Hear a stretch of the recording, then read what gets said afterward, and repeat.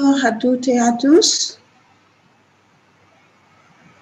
et bienvenue à la session virtuelle où nous parlons aujourd'hui de deux thèmes.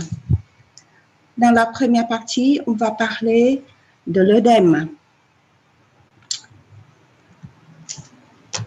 et les objectifs d'aujourd'hui présentation est de savoir comment détecter l'œdème en fonction de l'examen clinique, de décrire des caractéristiques, des symptômes et des signes basés sur l'examen clinique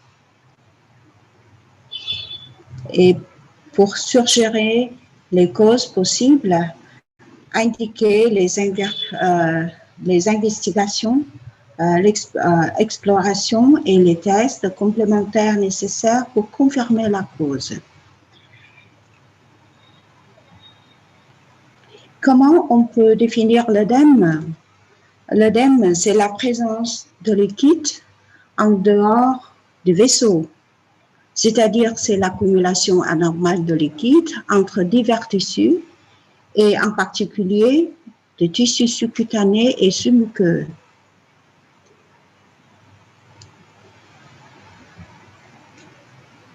Avant de parler des détails, on peut rappeler les outils principaux de l'examen clinique.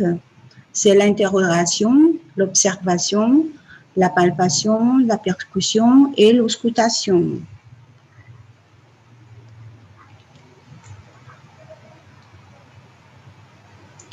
Lors de l'examen clinique et surtout en collectant les informations à l'interrogation, nous entendons souvent les patients qui se complainent de certains symptômes tels que la sensation de gonflement, surtout sur la face ou des jambes, ou bien c'est l'augmentation de volume d'une partie de l'organisme, comme des membres inférieurs de l'abdomen. La peau peut être étirée et luisante, et si le patient appuie sur certains endroits comme les jambes, on peut marquer la pression. Aussi, ils peuvent se complaindre de la prise de poids ou bien de la diminution.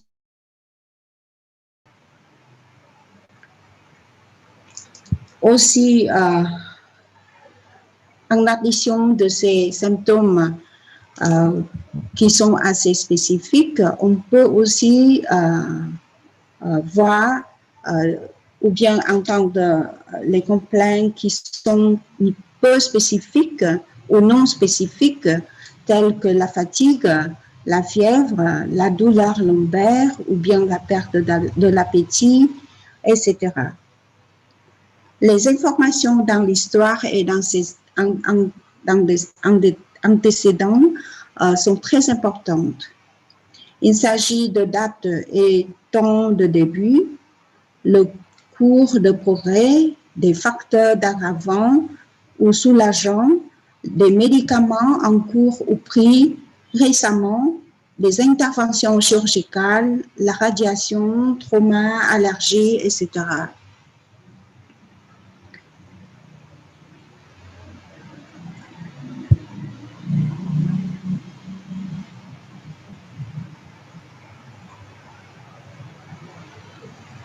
En observation, on peut aussi, encore une fois, confirmer les symptômes.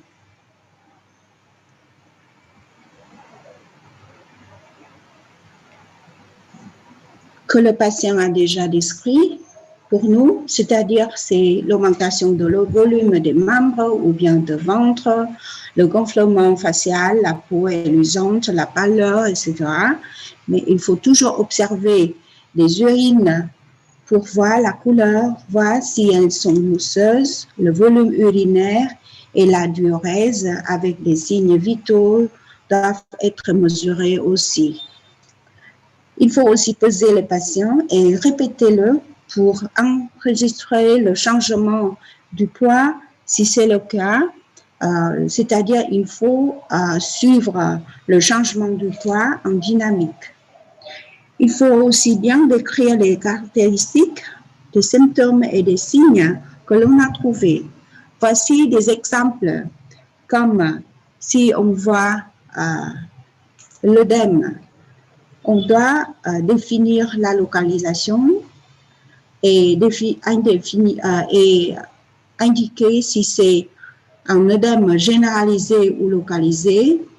Il faut aussi indiquer que l'œdème est dur ou mou, c'est douloureux ou indolore, avec la chaleur qu'on sent en touchant, la rougeur, le déplacement avec le changement de la position, avec le temps pendant la journée ou bien avec le régime alimentaire. Il faut aussi noter si il est symétrique ou asymétrique, la distribution est bien normale ou anormale ou bien se concentrer dans certaines parties de notre corps. Aussi, il faut bien noter la sévérité à partir d'un œdème très modeste jusqu'à très sévère que l'on appelle un anasarca. Aussi, il faut bien noter les atteintes cutanées ou muqueuses associées avec l'œdème.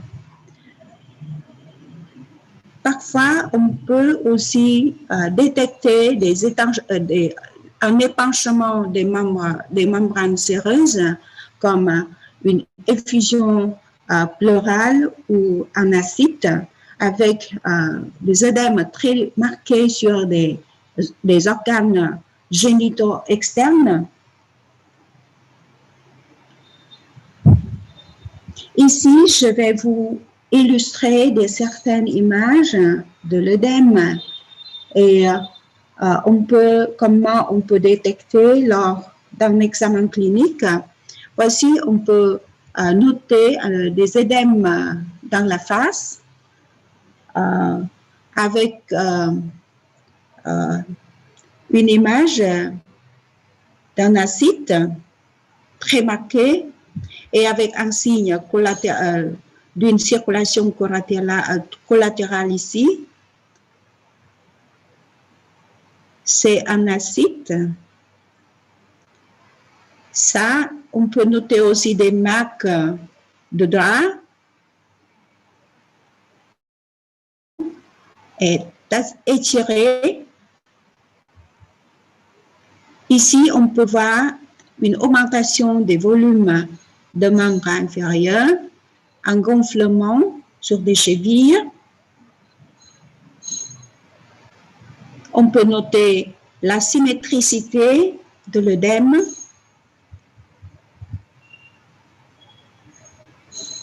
Et si on appuie, voici, on peut appuyer et vous faites attention en appuyant sur des places ou des endroits où on peut détecter l'œdème.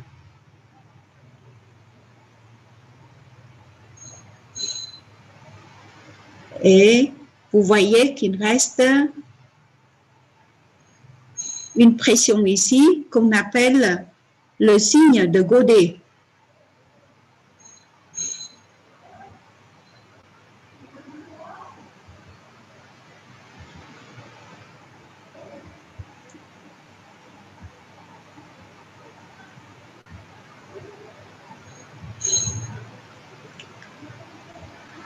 Voilà, je vous montre des places ou bien des endroits où on peut faire la pression. Les signes associés et l'orientation diagnostique sont présentés ici et vous voyez que la diurèse, le poids, l'hypertension artérielle sont très orientatifs vers des maladies des reins.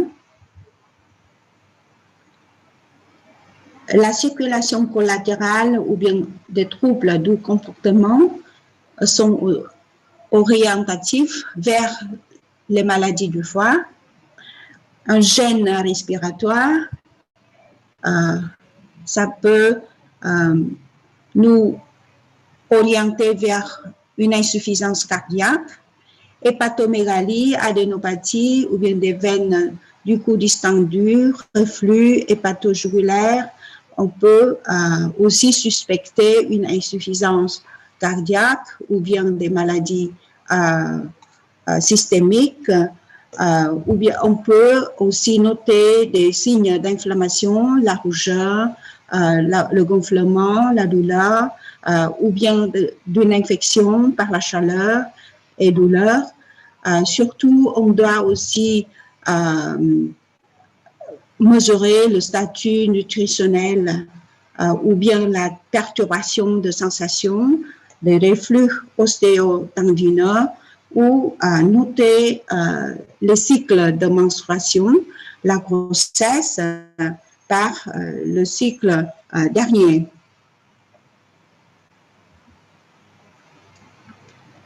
Voici, ce sont les causes possibles et on peut diviser ces causes par deux groupes. Ce sont des œdèmes qui peuvent être physiologiques ou qui peuvent être pathologiques.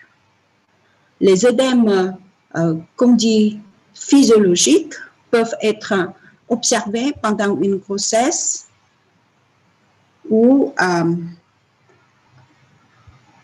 parfois si avec la prise de certains médicaments. Les œdèmes qui sont pathologiques peuvent aussi diviser par deux groupes, qu'ils soient généraux ou loco-régionales. Les causes générales peuvent être les maladies rénales, une insuffisance cardiaque ou bien une insuffisance hépatique ou médicamenteuse. La cause loco-régionale peut être liée à une compression par un cancer, une obstruction veineuse ou des vaisseaux lymphatiques, une inflammation ou infection.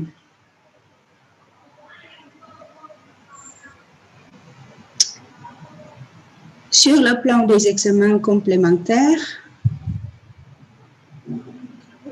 je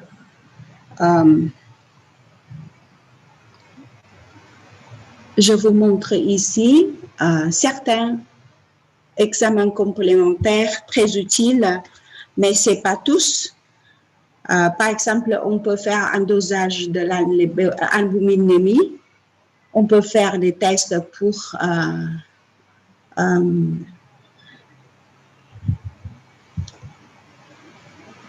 voir la fonction du foie, la fonction des reins,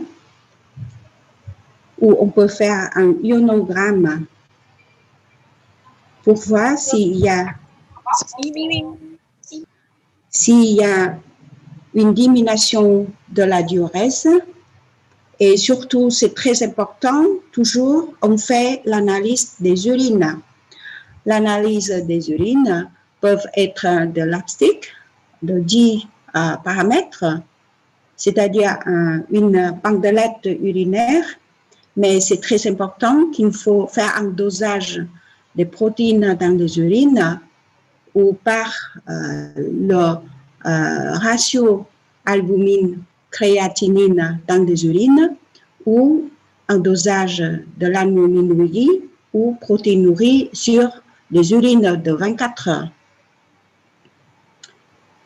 Aussi, on peut faire une électrocardiographie ou échographie cardiaque. On peut faire une radiographie que vous avez déjà vue à des patients avec de l'acide ou bien un œdème très marqué. On peut faire aussi des échodoppler des vaisseaux, en particulier des veines profondes ou bien on doit faire aussi un bilan de cancer, surtout pour les gens qui sont dans l'âge avancé, pour détecter des maladies malignes. Ici, je vous montre certaines images sur l'examen complémentaire comme un radio thoracique de face. On peut voir ici on peut appeler que c'est la ligne damoiseau, indiquant la présence d'une effusion pleurale bilatérale.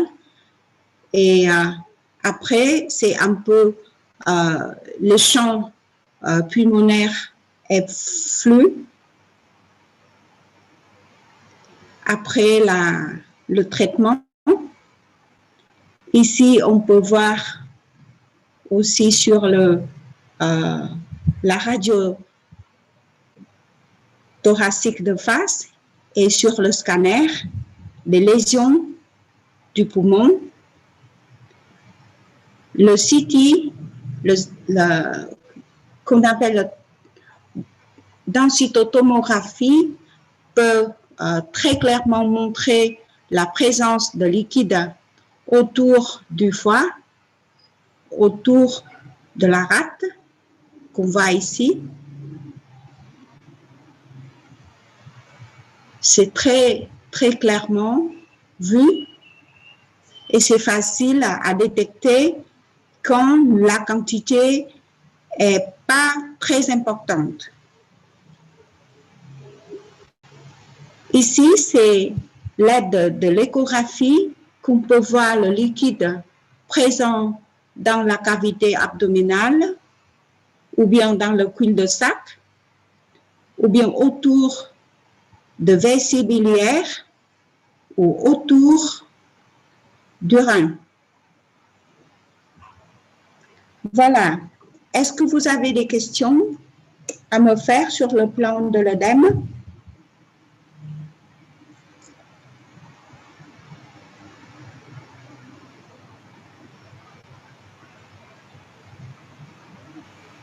Est-ce qu'il y a des questions?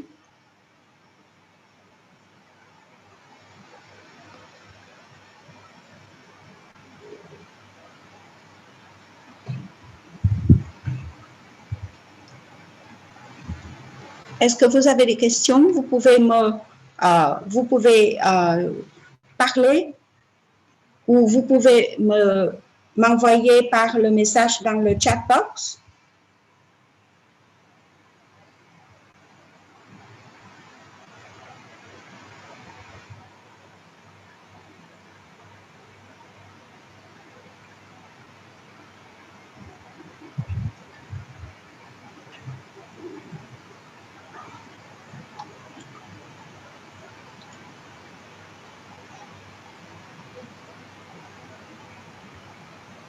Je ne peux pas voir où est le chat box. Est-ce que vous avez...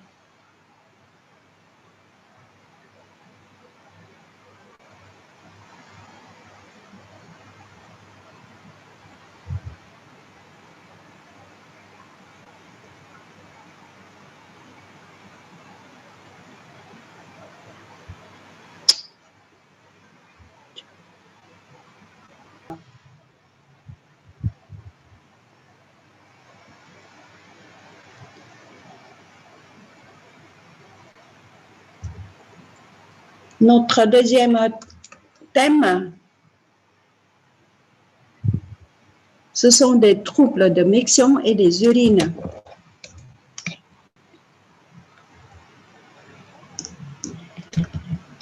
Les objectifs de cette présentation sont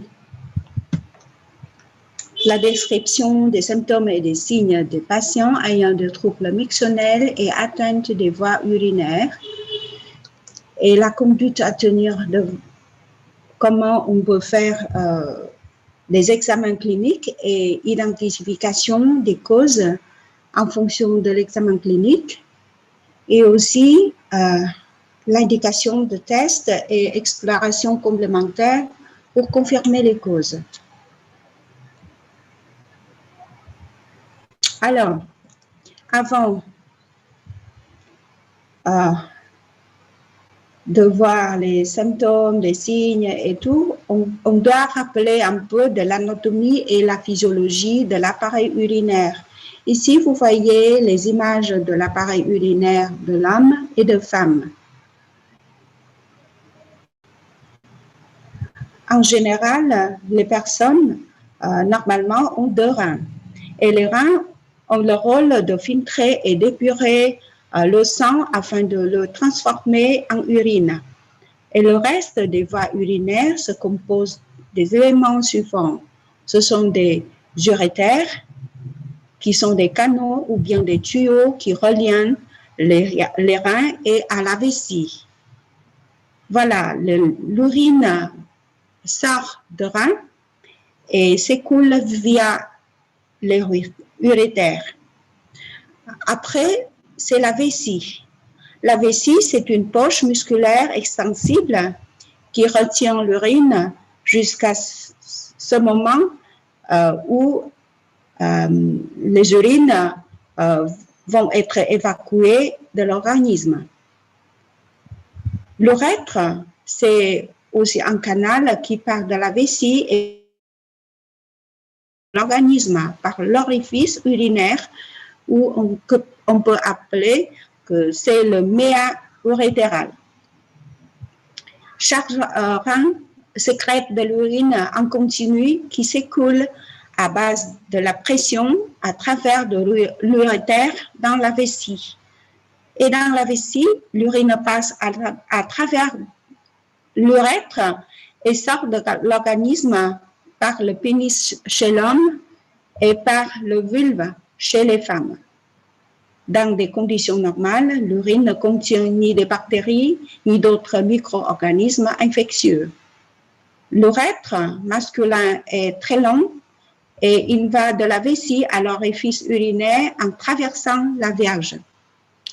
L'urètre féminin est court, droit, il part de la vessie et se termine très rapidement dans la vulve par l'orifice urinaire.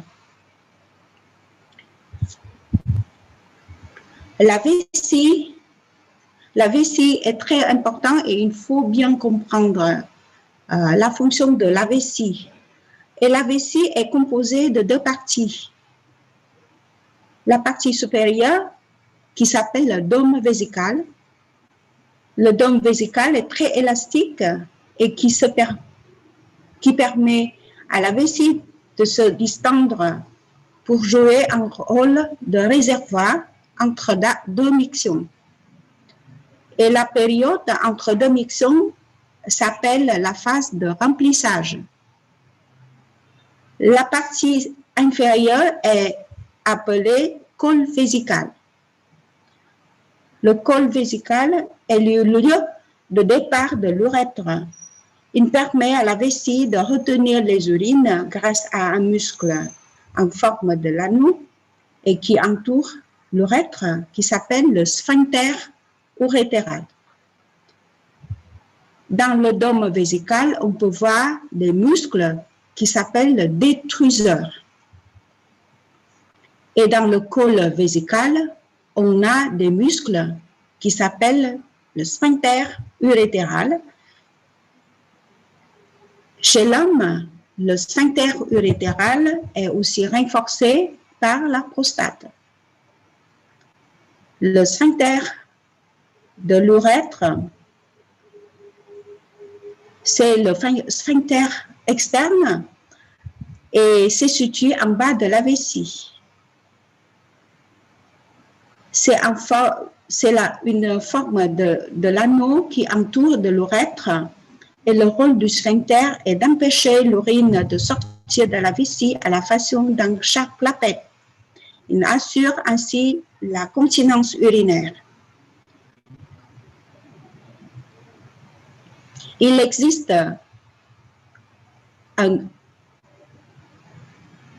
une structure double de sphincter un sphincter interne qui est contracté en permanence en dehors de la miction. Cette contraction est inconsciente. Un sphincter externe, on peut le contracter volontairement lorsque la vessie est pleine et pour empêcher des fuites d'urine. Il renforce ainsi le rôle du sphincter interne jusqu'à la miction et se relâche lors de la miction pour laisser passer l'urine. Donc, la coordination entre ces deux sphincters internes et externes est très importante.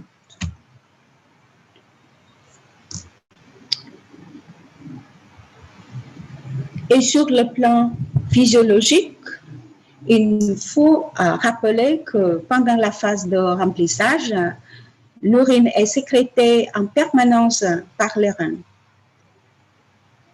Et aussi, l'urine sort des reins pour se rendre vers la vessie en permanence. Entre deux mictions, la vessie se remplit progressivement. Et quand la vessie remplit en progressif, on peut sentir un besoin d'uriner et ce besoin va être augmenté jusqu'à un moment qu'il faut aller aux toilettes. Et pendant cette phase de remplissage, la vessie reste étanche grâce aux deux parties du sphincter. Et en général, le détruseur est relâché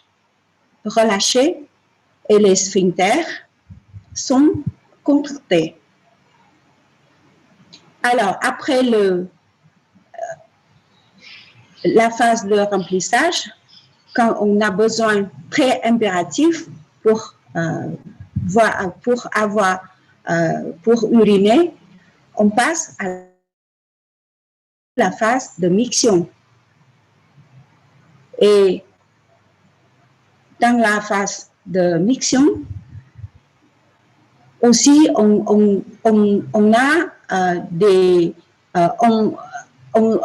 envoie l'information au cerveau pour relâcher les sphincters et ce geste permet l'évacuation de l'urine par l'urètre. Pendant la miction, plusieurs mécanismes surviennent de manière simultanée et coordonnée entre la vessie et le sphincter urétéral. Les deux parties du sphincter urétéral se relâchent complètement et s'ouvrent comme un robinet. Et l'ouverture permet ainsi l'urine de sortir de la vessie pour se rendre dans l'urètre. Le muscle de la vessie, qui s'appelle détruseur, se contracte brutalement et vigoureusement, qui permettent de chasser les urines vers l'urètre, puis vers le méa urinaire. La contraction de détruseur comprime l'extrémité intérieure de l'urètre, empêchant ainsi l'urine de remonter vers les reins lors de la phase de vidange. Et la seule issue possible est donc la descente vers l'urètre qui s'ouvre en même moment. Après la miction, le détruseur et le sphincter urétéral retrouvent immédiatement les mêmes fonctions qu'avant la miction, c'est-à-dire le détruseur se relâche et les sphincters se contractent. Une vessie en bonne santé doit se remplir sans inconfort, à basse pression, avec un besoin d'uriner qui augmente pour devenir urgent. La capacité moyenne de la vessie est de à peu près 300 à 400 millilitres qui assure moins de 8 mictions par jour, maximum 1 miction par nuit. Et jet d'urine continu, puissant jusqu'à vidange totale et sans douleur, sans fuite entre des mictions. Le but de la miction est la vidange complète de la vessie. Et la miction normale est complète, volontaire, facile et indolore, exclusivement pendant la journée et pas pendant la nuit, dure moins d'1 minute et permet l'élimination d'environ 300 à 400 ml d'urine avec le débit maximal plus de 25 ml par seconde, qui est espacé de 3 à 4 heures de la miction précédente. Alors, vous voyez la physiologie qui contrôle le remplissage et le vidange vésical et qui nous donne un confort dans notre vie quotidienne.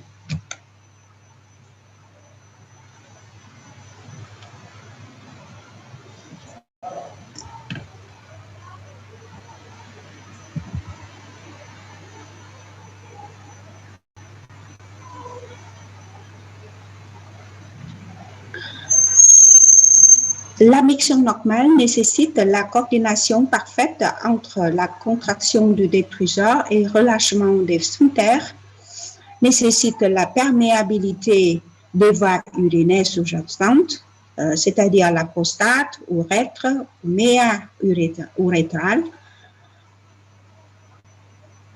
La miction normale résulte dans l'équilibre entre les forces d'expulsion et de retenue. Le trouble du rein et des voies urinaires peuvent atteindre un rein ou les deux, un urétère ou les deux urétères, la vessie ou l'urètre, et chez l'homme, la prostate, un testicule ou deux testicules ou l'épididyme. Les problèmes liés au système reproducteur masculin se manifestent aussi souvent par une érection persistante, une douleur scrotale, un gonflement scrotal ou la présence de sang dans le sperme. Certains troubles de voie urinaire provoquent rarement des symptômes jusqu'à ce que l'affection soit très avancée. Les symptômes surviennent parfois, mais sont très généreux ou vagues et ne sont pas toujours manifestement liés au rein. Par exemple, une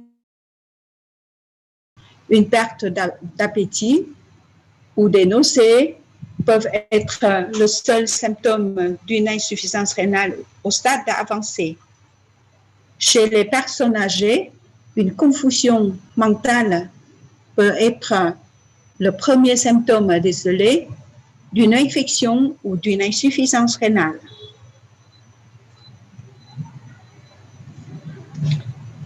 Les symptômes cliniques qui évoquent plus particulièrement un problème rénal ou urinaire comprennent la douleur sur un côté, où on peut dire que c'est une douleur du flanc, le gonflement des pieds ou les mains, des problèmes de miction, notamment présence de sang dans des urines, le changement de la couleur ou de l'odeur de l'urine, miction excessive ou fréquente, gaz dans de l'urine, douleur ou sensation de brûlure à la miction, urgence urinaire, miction hésitante, effort pour uriner, perte d'urine, etc., etc.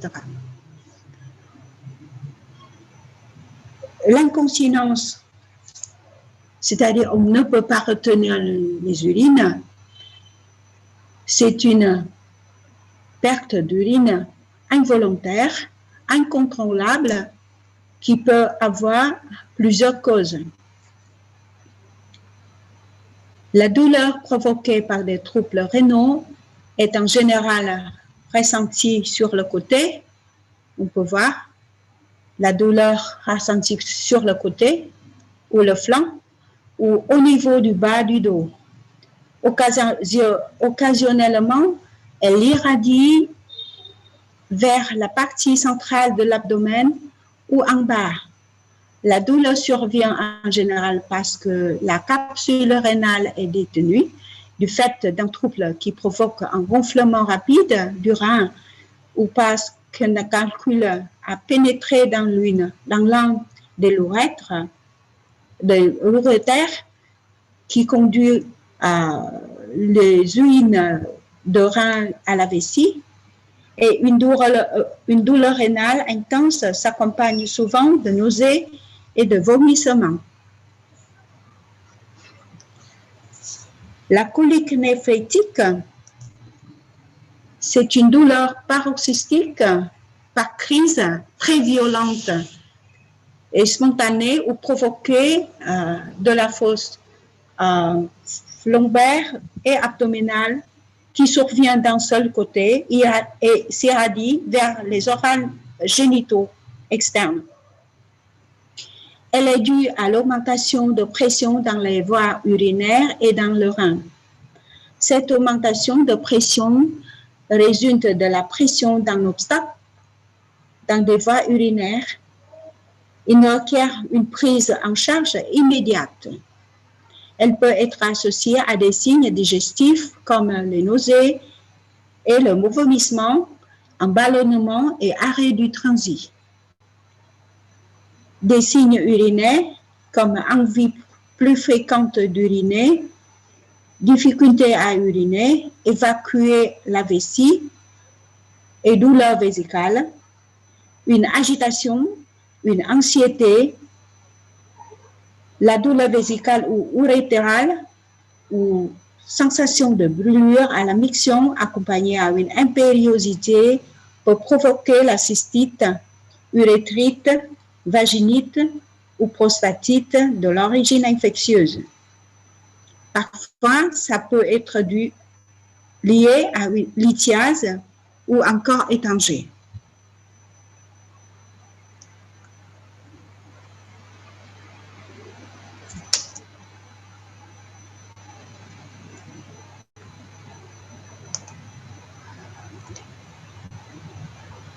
Pour différencier les différentes causes, il faut voir aussi les possibles causes de ces douleurs. D'autres troubles peuvent être un infarctus des reins ou l'intestin,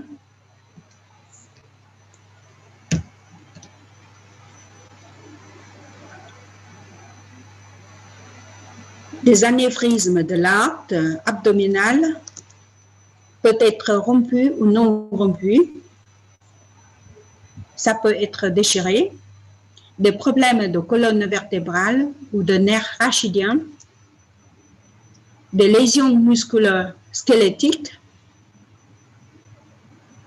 et les lésions musculo-squelettiques peuvent être soulagées en faisant un massage.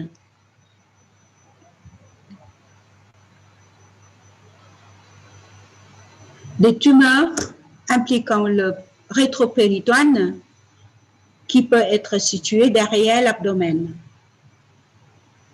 Une douleur suprapubienne peut être liée à pathologie des organes reproductifs ou du voie colonorectale ou une prostatite. Ce sont des causes possibles de la douleur liée aux reins et des voies urinaires. Un calcul rénal qui pénètre dans l'urétère peut provoquer une douleur violente lorsqu'il pénètre dans l'urétère. La contraction de l'urétère en réponse d'un calcul entraîne une douleur violente qu'on appelle la colique néphrétique. La douleur survient typiquement par vague. Une vague, c'est-à-dire une crise, peut durer de 20 à 60 minutes et puis s'arrête. La douleur s'arrête sans reprendre quand l'urétère se détend ou lorsque le calcul parvient à passer dans la vessie. Une infection rénale qui s'appelle pyélonéphrite ou pyonéphrite provoque un gonflement du tissu rénal qui étire la capsule rénale et provoque une douleur constante et lancinante. Les tumeurs des reins ne sont généralement douloureuses jusqu'à quand ces tumeurs atteignent une grande taille. La douleur au flanc ou douleur lombaire peut être liée au trauma des reins et des voies urinaires, une inflammation ou abcès périnéphrique. Des troubles de miction peuvent être liés à une cystite. La douleur suprapubienne peut être liée à la cystite ou une rétention urinaire aiguë. Les troubles de miction. On a deux types de troubles de miction. Les troubles de la phase de remplissage, ou si vous encore vous rappelez, on a deux phases de la miction. C'est la phase de remplissage qui peut être en trouble et aussi des troubles de la phase mictionnelle, de miction. Des problèmes de la phase de remplissage peut être irritatif ou non irritatif. Ici, vous voyez certains signes et symptômes. Surtout, ce sont des symptômes que votre patient peut vous dire.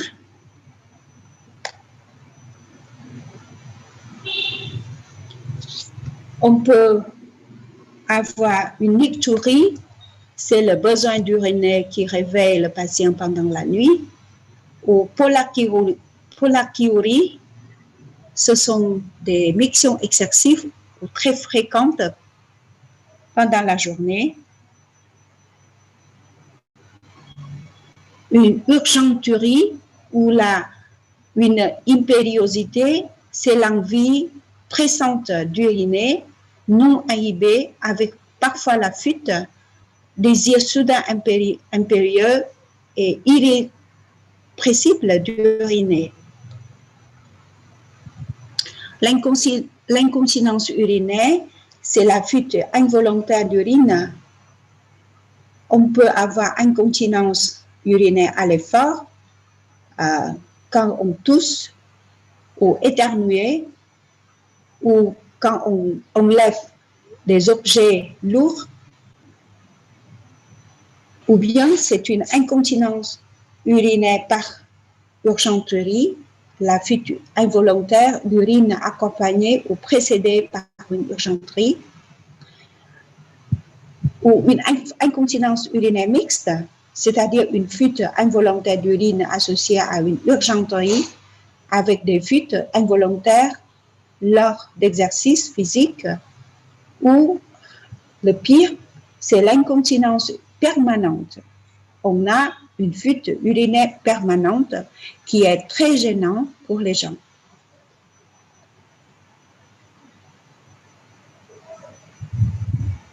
La sensibilité vésicale normale,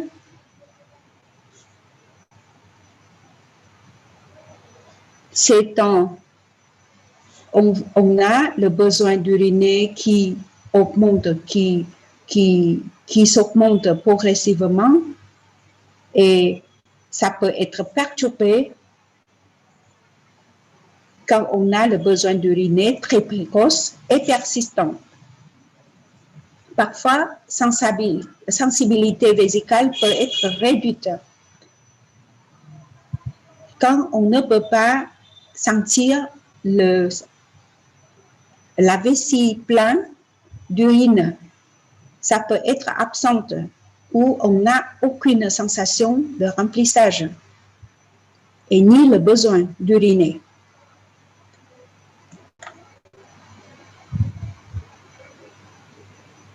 Les troubles de la phase mictionnelle, en général, sont obstructifs qui sont liés à une obstruction. Ça peut être un retard au démarrage, une faiblesse du jet, un jet en arrosoir ou dispersé, un jet hésitante ou en goutte ou ralenti,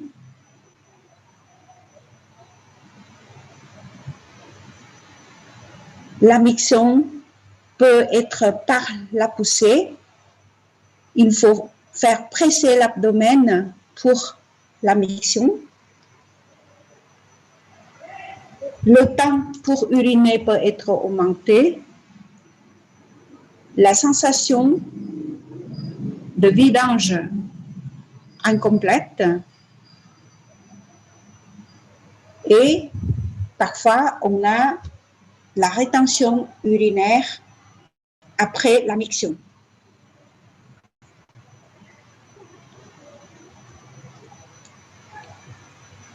Les vésicaux sont la dysurie et les causes positives, les causes possibles sont montrées ici. Vous pouvez voir qu'il y a beaucoup de choses qui peuvent être cause d'un dysfonctionnement vésical. Ça peut être des problèmes de la prostate, ça peut être des problèmes de la partie inférieure de la vessie ou du col vésical, du sphincter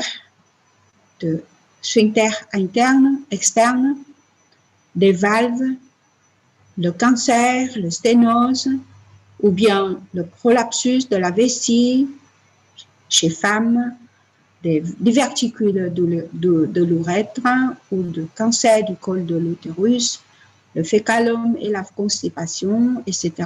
C'est-à-dire, vous pouvez voir qu'il y a des problèmes dans les voies urinaires et aussi en dehors des voies urinaires. Donc, il faut faire attention pour chercher et pour faire l'examen très complémentaire, très compréhensif.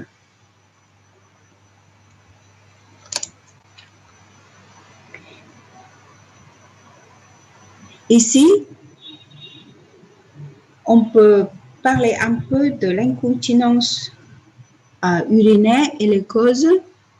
On voit les types d'incontinence et les causes possibles, et les causes possibles.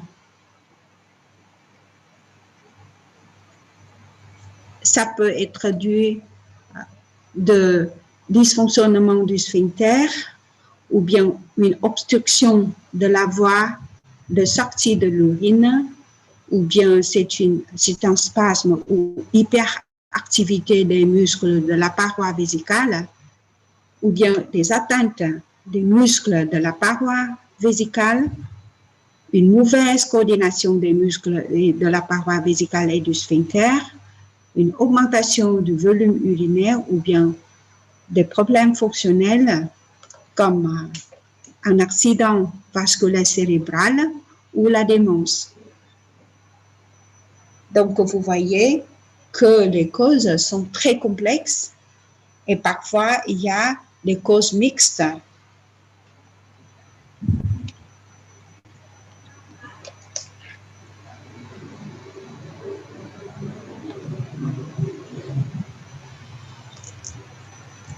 Le volume urinaire peut être changé vers deux directions, où la diurèse est diminuée,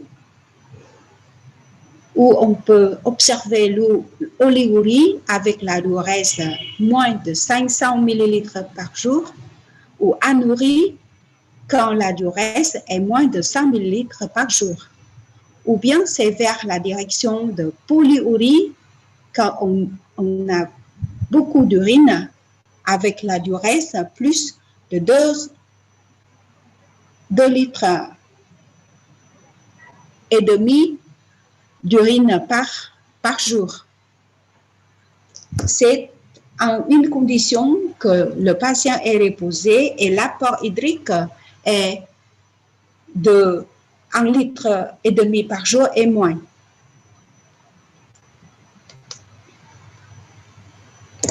Le changement de la couleur d'urine. L'urine peut être, en général, en normale condition, l'urine doit être jaune clair, sans odeur forte, et en dépend de la dilution d'urine, l'urine peut être très claire ou parfois ça peut être transparente à jaune. Et si l'urine est plus concentrée, on peut voir la jaune foncée. Et le changement de la couleur, la densité de l'urine peut donner au docteur certaines idées et ça peut nous aider de révéler des problèmes de santé. Les urines peuvent être rouges ou rosées, c'est-à-dire dans la majorité des cas d'une hématurie avec la présence de sang dans des urines. Si le sang colore les urines, on parle de hématurie macroscopique où on peut voir à notre yeux. Et parfois, on peut voir aussi des caillots sanguins. Une analyse des urines peut confirmer l'hématurie en mettant en évidence des globines rouges. On distingue classiquement 3 types d'hématurie macroscopique. C'est l'hématurie initiale, uniquement en début de la miction. C'est en faveur d'une pathologie de l'urètre ou de la prostate. Le deuxième, c'est l'hématurie terminale, uniquement en fin de la miction, est en faveur d'une maladie de la vessie. Et l'hématurie totale, qui n'a pas de valeur en général, l'hématurie totale peut être liée aux maladies des reins ou les maladies de la vessie. Donc, les causes sont très nombreuses. Les causes urologiques d'une hématurie peuvent être une infection urinaire, un calcul de la voie urinaire,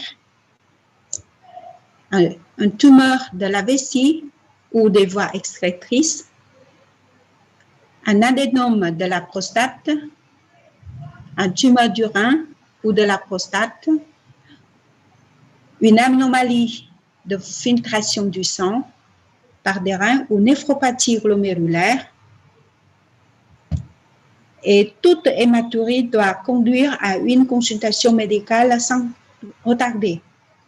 Le médecin recherche une maladie rénale, de la vessie ou de la prostate.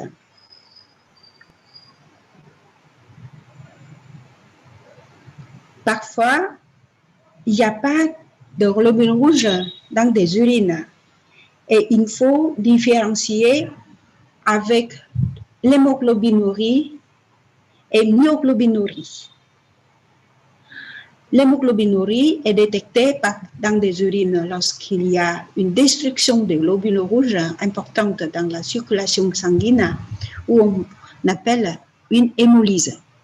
Les causes principales sont une hémolyse intravasculaire avec augmentation importante de l'hémoglobine plasmatique, c'est-à-dire une hémoglobinémie ou hémosidérinurie dans des hémolyses chroniques, une hémoglobinurie paroxystique nocturne, aux maladies de Machiava et les urines du matin sont brun-rouge, comparables à une couleur du Coca-Cola. La myoglobine qui survient dans des écrasements musculaires et lors de certains exercices sportifs trop violents. Et ça aussi doit être distingué de l'hémoglobinurie et hématurie.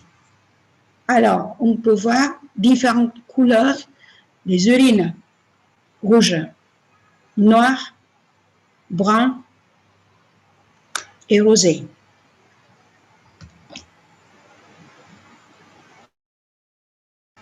Les urines peuvent être blanches ou troubles, peuvent être noires, brunes, ou peuvent être bleues ou vertes.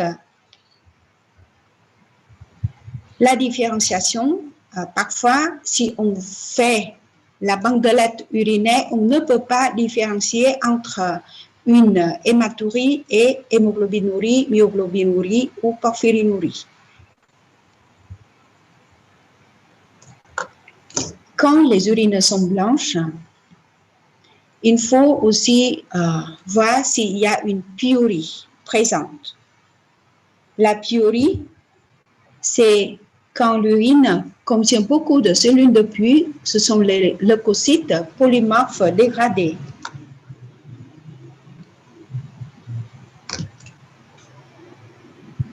Et les urines peuvent être opalescentes. On peut voir aussi des sédiments purulents qui sont riches en cellules de puits, pauvres en cellules épidermiques et épithéliales dégradées. Il y a des fibrines et mucus. Et parfois, des bactéries peuvent être présentes. La pyurie, très souvent, est accompagnée à une hématurie. Donc, dans ce cas-là, les urines vont avoir une couleur du chocolat. Il faut faire la différenciation avec chélurie ou des cristaux de phosphate, de calcium ou mucine dans des urines. Dans ce cas-là, en général, on fait un examen cytobactériologique des urines où c'est un ECBU qui permet d'en faire le diagnostic. Beaucoup plus rarement, des urines peuvent contenir de la lymphe qui s'appelle chélurie. Surtout quand on avait eu des interventions chirurgicales, des infections parasitaires comme les filarioses. Les urines peuvent être blanches, comme vous voyez ici, ou troubles à gauche avec le puits dedans. Au milieu, c'est la chyle, comme le lait blanc, avec l'urine normale en couleur jaune, clair jaune, et très transparent. À droite.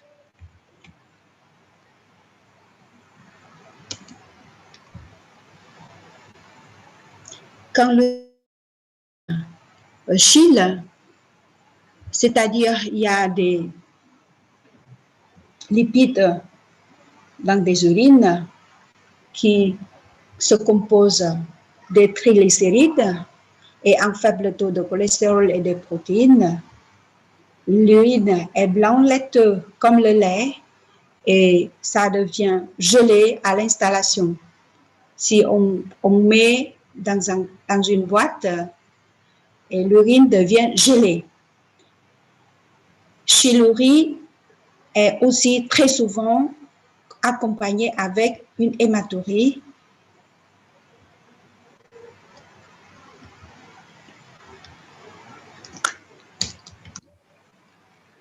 Sur l'examen clinique, il faut faire des questionnaires et des symptômes parce qu'il y a plusieurs symptômes sont objectifs que le patient doit décrire. On peut faire un calendrier médicamentel pour confirmer le diagnostic, on peut trouver un globe vésical, un examen clinique. Surtout, il faut faire un toucher rectal pour sentir la prostate. Et aussi, il faut faire un examen neurologique pour détecter des déficits neurologiques et pour détecter des troubles neurologiques.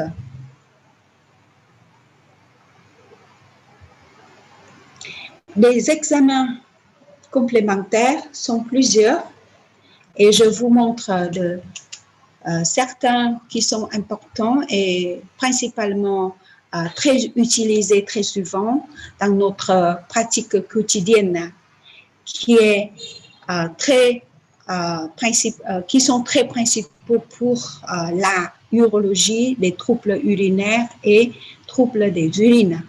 On peut lister ici la débimétrie au CBU que je vous avais déjà dit, la cytologie urinaire pour faire pour faire la différenciation entre hématurie et hémoglobinurie, porphyrinurie, myoglobinurie. On peut faire une ionographie du sang, faire les tests de fonction rénale, une échographie vésico-rénale ou prostatique, fibroscopie urétro-vésicale, cystographie rétrograde ou mixtionnelle, ou il faut faire un bilan urodynamique. Parfois, il faut faire aussi un scanner du brin pour détecter des accidents vasculaires cérébraux, où il y a des autres scanners ou tomodensitographie pour détecter certaines tumeurs ou des maladies malignes. Voici des contenus de troubles mixtionnels et de troubles des urines. Et je vous remercie pour votre attention. Est-ce que vous avez des questions? Vous pouvez m'envoyer ou dans le chat box ou par email. Oui?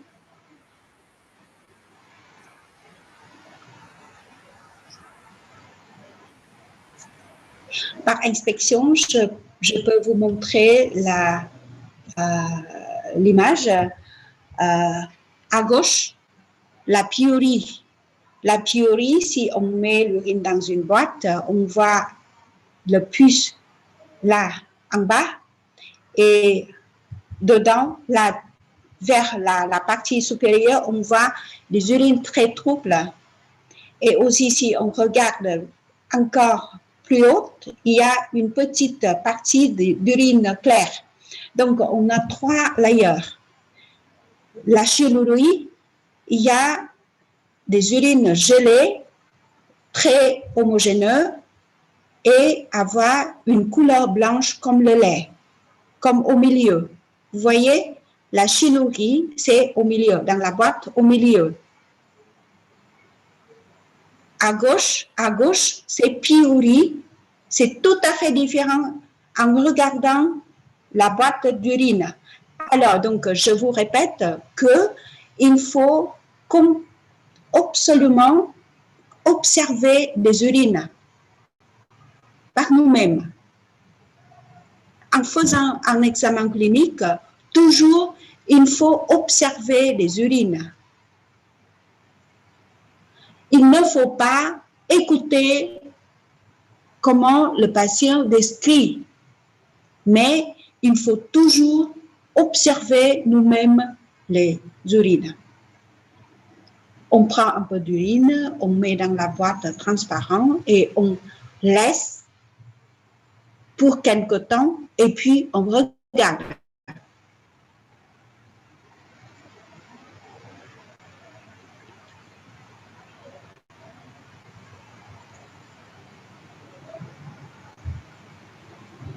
Ça va comme ça? Merci. Est-ce qu'il y a des autres questions?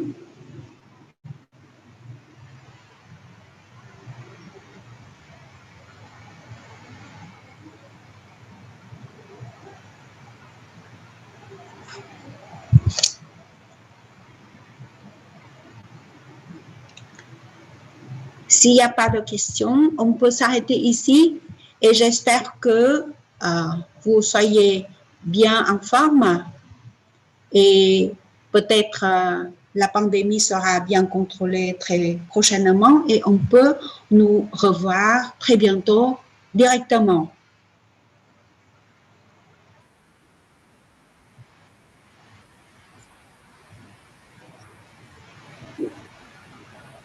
Oui, oui.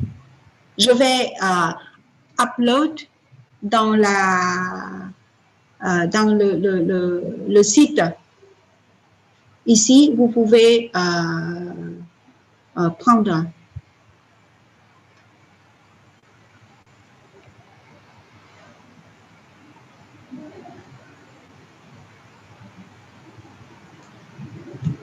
Je vais faire enregistrer dans le site internet de notre je ne sais pas là comment on appelle, LMS.